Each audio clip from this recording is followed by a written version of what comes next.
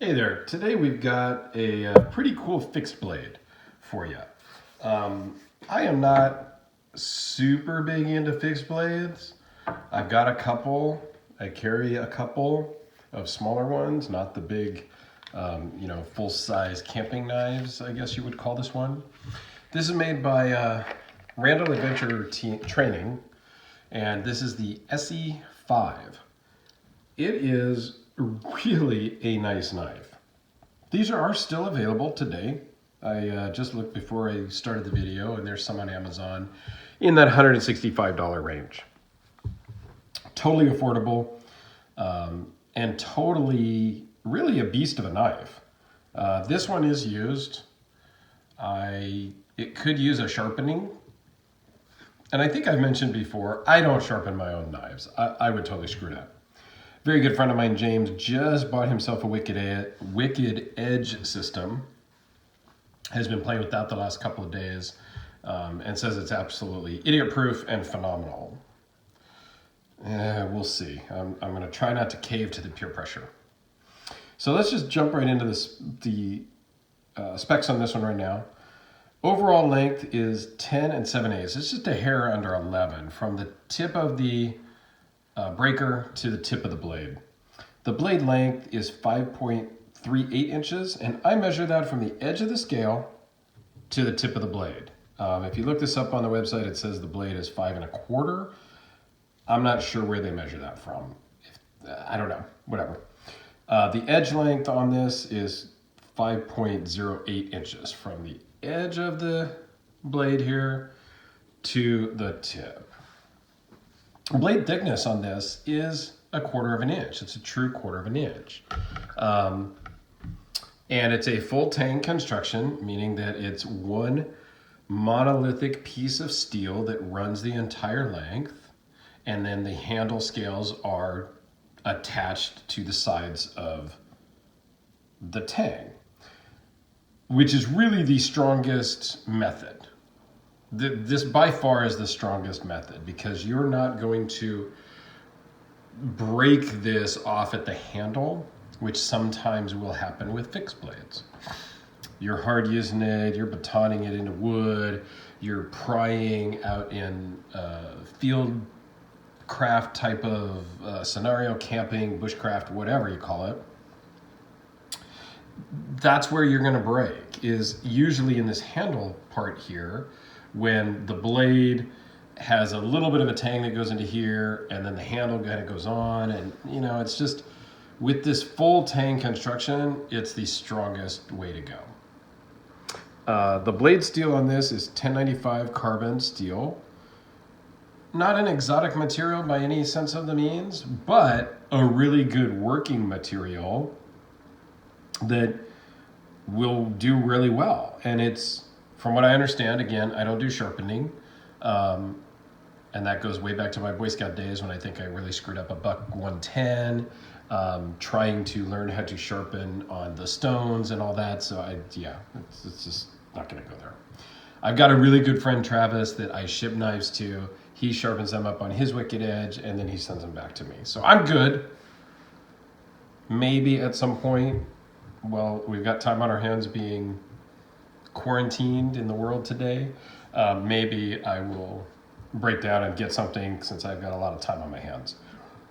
Anyway, off track. So the weight on this guy is 15.6 ounces blade alone. When you pair it with the sheath, it's 1 pound, 4.5 ounces. The overall thickness here at the handle is 0.76, and it really feels good in the hand. It's not going to slip out. It's not going to, round. It's not going to round off in your hand. It's just overall a really nice knife. It's a little odd. It's black powder coat. A lot of times when you see a knife like this, it'll be PVD or DLC coated. But again, this is really affordable production knife. It has a micarta handles. Nice lanyard hole. all in all, I mean, this one's used, so there's some, marks from water or whatnot on it. And I got this from my good buddy Jake, the Medford guy. He so passionate about Medfords, he takes other things in on trade towards a Medford because he wants to make sure you get into the Medford. So I think he got this in on a trade, and then he was doing a live show one time, and the first person to say, got this for free, I think is how it played out. I don't know. It's a great knife. The sheath, it leaves a lot to be desired. It wears kind of weird. It has this belt clip at the very top, so it kind of slings low, if you will, from your belt. I don't know. It hangs weird, and the fact that I don't know. It's a molded. I don't even think it's Kydex. It's kind of a molded plastic. You do have some retention adjustment screw here to make this tighter or looser to come in and out of the sheath. And this back piece here is removable. I'm not sure why you would remove it. Maybe you could then lash it to a plate carrier, a vest of some sort, a molly, a suspender, type of thing to hold up a web gear belt. I don't know. If I was more of a camping outdoorsy guy, which I'm not, again, goes back to Boy Scouts, but I would have a new sheath made, have a nice Kydex sheath made, or something, better, because while this works, and this is great to just throw in my car and have in my trunk, just kind of flops around in the trunk with my other gear. It's great for that. I would not really wear this on my belt and carry it in that respect. But it does have good retention. It's not going to fall out. It comes out easy enough. And I actually really like it. It's a little bit on the heavy side if you were going to carry it all day, every day, out camping. But it's doable. Let's do a couple of size comparisons here. So the Sharpie is about the size of the handle. I still have, and I'm sorry, John, I will get this out in the mail to you on Monday, the Strider SNG. I actually have one of the new Strider / Medford knives. I don't think it's a collaboration, but the Strider that Medford made for the knife that Medford made for Strider. I don't know, whatever. I've got one of those coming. So I'll do a review on that here shortly. I was hoping that would be here sooner so that I could kind of do a comparison, but I need to get this back to John. So Todd made Field Marshall next to the SE5. I think the SE5 is a great knife. I don't know what I'm going to do with it, so I may end up selling it, but I'm kind of rethinking my collection these days, so this might be up for sale.